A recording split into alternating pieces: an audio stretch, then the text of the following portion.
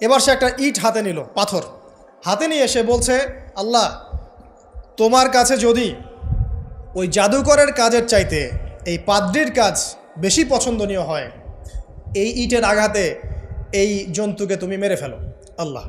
এ বলেছে বিসমিল্লাহ বলে পাথর নিক্ষেপ করলো, নিক্ষেপ করার সাথে সাথেই জন্তু ডেড। তখন তার আইন আল ইয়াকিন, হাক্কুল ইয়াকিন হয়ে গেল যে হ্যাঁ, আল্লাহর কাছে এই পাদ্রির আমলই সবচেয়ে বেশি পছন্দনীয়। তার আর মনে কোনো সংশয় থাকলো না। কিশোর মানুষ না, কতটুকুই বা বোঝেন নাই।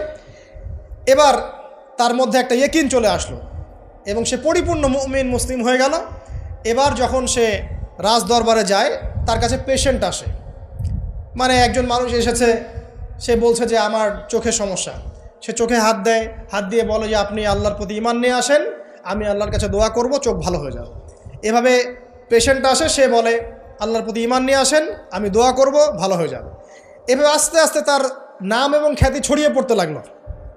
যেই তার কাছে আসে সে বলে আগে মুসলিম হন, ইমানদার হন, আল্লাহর প্রতি বিশ্বাস করেন, আমি দোয়া করব, ভালো হয়ে যাবে। চোখ অন্ধ ভালো হয়ে যাচ্ছে, কুষ্ঠরোগী ভালো হয়ে যাচ্ছে, হ্যাঁ, প্যারালাইজড রোগী ভালো হয়ে যাচ্ছে, আলহামদুলিল্লাহ। নবী ঈসা আলাইহিস সালাম এমনটা করেছিলেন না? আল্লাহ পাক চাইলে করতে পারেন। একদিন ওই রাজ দরবারের একজন মন্ত্রী আসছে, এবার ওই রাজার একজন এমপি সাহেব, তার চোখে সমস্যা, সে আসছে, এসে বলছে যে আমার এই চোখের সমস্যা, আমার চোখটাকে ভালো করার দরকার, তোমার কাছে কোনো ওষুধ আছে নাকি? সে বলছে যে আপনি আল্লাহর প্রতি ঈমান নিয়ে আসেন, আমি আল্লাহর কাছে দোয়া করব, আপনি ভালো হয়ে যাবেন। এবার সে আলহামদুলিল্লাহ ঈমান নিয়ে আনলো এবং সে ভালো হয়ে গেল। এই ভালো হয়ে যাওয়ার পরের দিন যখন সে আবার ওই পার্লামেন্টে গিয়েছে আর কি, ওদের তৎকালীন রাজদরবারে, এবার রাজা ওকে দেখে বলছে যে তোমার তো চোখ অন্ধ ছিল, কিভাবে শেফা লাভ করলে? তো সে বলে না কিভাবে শেফা লাভ করলো, সে বলতে চাচ্ছে না, কারণ সে আজ করছে যে বললে সমস্যা হবে। তো এক পর্যায়ে তাকে খুবই পিটুনি দেওয়া হচ্ছে, রিমান্ডে নিয়ে গিয়ে কঠিন মাইর দেওয়া হচ্ছে। এক পর্যায়ে সে মারের যন্ত্রণা সহ্য করতে না পারে বলে ফেললো যে ওই বাচ্চা, তার কাছে গিয়ে আমি আরোগ্য লাভ করেছি এবং সে আমাকে বলেছে যে তার রবের প্রতি ঈমান নিয়ে আসতে, তাহলে আমি শেফা লাভ করব। এই বাচ্চা এখন বলছে ফেরাউনের মতো যে আয়না রব্বুকুমুল আ'লা, আমি তো তোমাদের রব। নমরুদের মতো আমি তো তোমাদের রব, ঠিক আছে, আমি ছাড়া তোমাদের কে রব আছে? মা আলিমতু লাকুম মিন ইলাহিন গায়রি, আমি তো জানি না যে আমি ছাড়া তোমাদের কোনো ইলাহ আছে। এবার এই লোকটাকে হত্যা করা হলো, এই এমপি সাহেবকে হত্যা করা হলো, বিকজ সে ঈমান নিয়ে আসে। এবার সেই বালককে ডেকে আনা হচ্ছে, বলা হচ্ছে বলো তুমি নাকি তোমার রবের নাম দিয়ে মানুষের ট্রিটমেন্ট করা শুরু করেছো। তখন সেই বালক বলছে হ্যাঁ, আমি এক আল্লাহর প্রতি বিশ্বাস করি এবং তার রাসূলের প্রতি বিশ্বাস করি, তার প্রেরিত আসমানি কিতাবে বিশ্বাস করি। এখন রাজা বলছে আমি ছাড়া তোমাদের কোনো ইলাহ আছে আমি তো জানি না। এই সৈন্যবাহিনী শোনো, এই বালককে ধরে নিয়ে গিয়ে উঁচু পাহাড়ে নিয়ে যাও, ওখান থেকে ফেলে দাও। কথা বুঝতে পারছেন?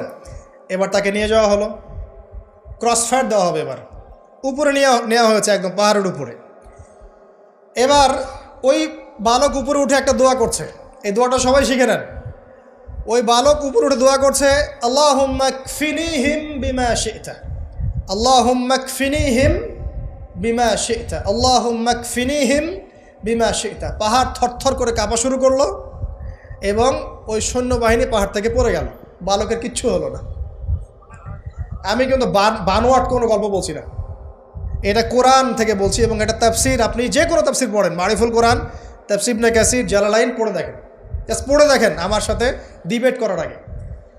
এবার সে বালক হেঁটে হেঁটে চলে আসলো রাজদরবারে। আবার কি ব্যাপার, তুমি মরো নাই? না, আল্লাহ আমাকে বাঁচিয়েছেন, আমার রব আমাকে বাঁচিয়েছেন। আবার পাঠানো হচ্ছে আরেক দল সেনাবাহিনীকে নিয়ে, যাও এবার ওকে সমুদ্রে নিয়ে যাও, সমুদ্রের মাছ সমুদ্রে ডুবিয়ে দিবে একদম। আবার সে ওখানে গিয়ে বলল আল্লাহুম্মা কফিনিহিম বিমা শি'তা, হে আল্লাহ, অর্থ হচ্ছে হে আল্লাহ, আমার বিপক্ষে যারা আছে আপনি যা দিয়ে ইচ্ছা ওদের বিরুদ্ধে আমাকে সাহায্য করেন। অর্থটা হচ্ছে এমন, আল্লাহুম্মা কফিনিহিম বিমা শি'তা, আল্লাহ আপনি আমার জন্য যথেষ্ট হয়ে যান, ওদের বিরুদ্ধে আমার জন্য যথেষ্ট হয়ে যান, যা ইচ্ছা তাই দিয়ে আপনি হেদায়েত করুন, মানে আমাকে হেফাজত করুন, ঠিক আছে? আল্লাহুম্মা কফিনিহিম বিমা শি'তা, ছোট্ট দোয়া। এবার ওই সমুদ্র উত্তাল হওয়া শুরু করলো এবং ওরা জাহাজ থেকে পড়ে গেল।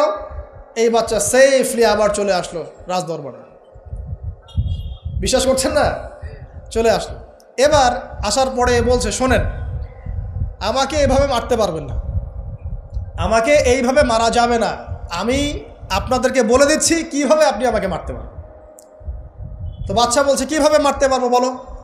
তখন সেই বাচ্চাটা বলছে যে আপনি সমস্ত এলাকার মানুষকে এক জায়গায় জড়ো করবেন, মানে পুরো নেশনের যত মানুষ সবাইকে একটা মাঠে নিয়ে আসবেন, মাঠের মাঝখানে একটা গাছ রোপণ করবেন বা একটা কিছু স্তম্ভ নির্মাণ করবেন, সেখানে আমাকে বেঁধে ফেলবেন।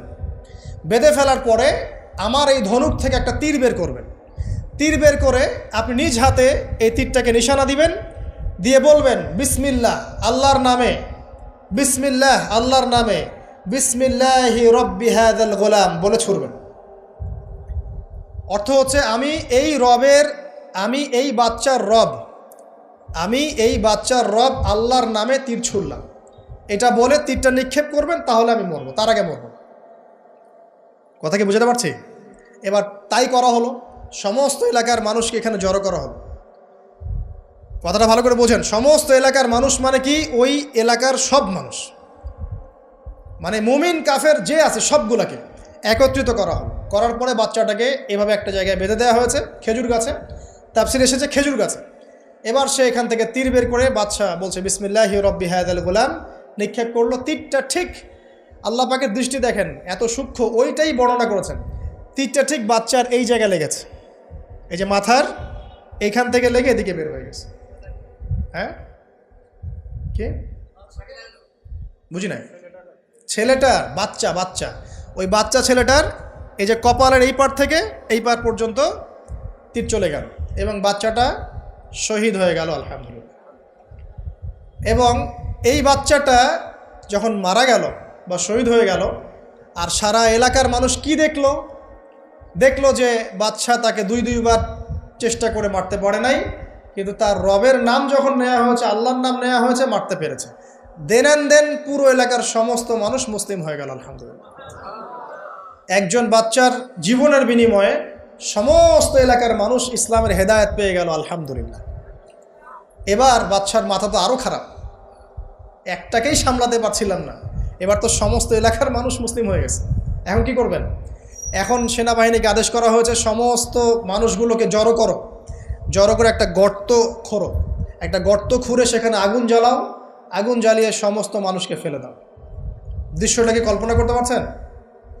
একটা পুরো এলাকার মানুষকে একটা মাঠের মধ্যে একত্রিত করে সেখানে আগুন জ্বালিয়ে সবাইকে সেখানে ফেলে দেওয়া হলো এবং তারা চতুর্দিক থেকে এটাকে অবলোকন করতে লাগলো, মজা উপভোগ করতে লাগলো। এটাই আল্লাহ পাক বলছেন, কুতিলা আসহাবুল উখদুদ ইয হুম আলাইহা কুউদ ওয়া হুম আলা মা ইয়াফআলুনা বিল মুমিনিনা শুহুদ।